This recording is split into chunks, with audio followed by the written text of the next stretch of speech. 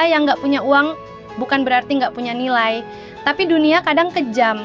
Harga diri pria sering diukur dari isi dompet, bukan dari isi niat atau jujurnya usaha. Padahal ada banyak laki-laki di luar sana yang diem-diem kerja dari pagi sampai tengah malam cuma biar keluarganya bisa makan tanpa ngutang, tapi nggak pernah dianggap karena nggak bisa kasih gaya yang dianggap dunia penting. Laki-laki itu aneh, kalau dia kerja terus dibilang nggak punya waktu buat keluarga gitu, kalau dia di rumah terus dibilang nggak produktif, padahal kadang dia cuma lagi bingung mau nyenengin siapa dulu, diri sendiri, istri, anak, orang tua. Karena buat laki-laki, kerja itu bukan cuma nyari uang, tapi cara dia bilang, aku bertanggung jawab. Sayangnya, dunia cuma lihat hasil, bukan proses.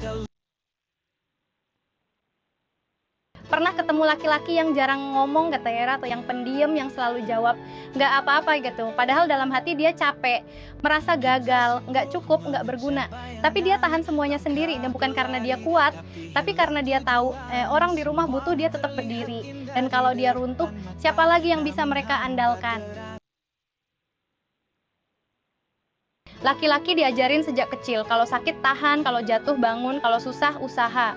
Makanya banyak pria yang makin tua makin sunyi, makin kuat di luar, makin rapuh di dalam, karena harga dirinya dibangun dari berapa banyak yang bisa dia jaga, meski dirinya sendiri nggak kejaga.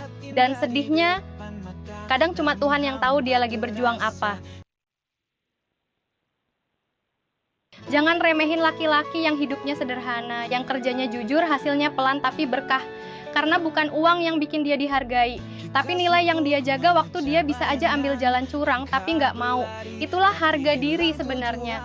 Menolak jadi kaya dari cara yang bikin dia kehilangan arah. Dan itu nggak semua orang mampu.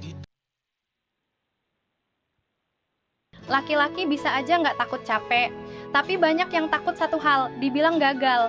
Gagal jadi suami yang cukup, gagal jadi anak yang dibanggakan, gagal jadi diri sendiri. Padahal kalau berani jujur, banyak pria yang lagi bingung antara ngejar cita-cita atau ngamanin hidup seadanya. Dan luka paling dalam bukan dari omongan orang, tapi dari kepala sendiri yang bilang, harusnya aku bisa lebih. Coba lihat tuh, suami si A udah punya rumah. Kalimat itu kedengeran biasa, tapi buat pria bisa nyakitin selama bertahun-tahun. Karena dibandingkan itu nyesek, apalagi kalau dibandingkan sama yang mainnya beda. Laki-laki itu nggak minta dipuja, dia cuma pengen dihargai, meski belum bisa kasih segalanya. Dan percayalah, dia udah berusaha lebih dari yang dia cerita. Laki-laki itu nggak banyak ngomong, tapi banyak mikir. Mikir cicilan, mikir biaya sekolah anak, mikir masa depan. Malam-malam dia bangun bukan buat scroll TikTok, tapi buat doa pelan-pelan. Doa yang nggak dipamerin, doa yang nggak diucap keras. Karena dia tahu yang penting bukan didengar orang, tapi dikabulkan Tuhan. Laki-laki itu jarang nangis di depan umum.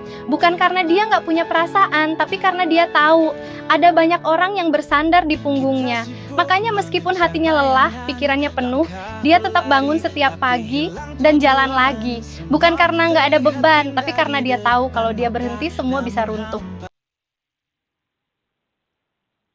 Di balik seorang pria yang kelihatan dingin, keras kepala, bahkan kaku, biasanya ada seseorang yang dulu dia kecewakan dan gak pengen ulangi lagi. Makanya kadang caranya mencintai gak sempurna, tapi jujur, caranya kerja terlalu keras bukan karena mata duitan, tapi karena dia gak mau orang yang dia sayang ngerasain susah kayak dia dulu. Dan akhirnya dia gak minta apa-apa, cuma satu, dipahami.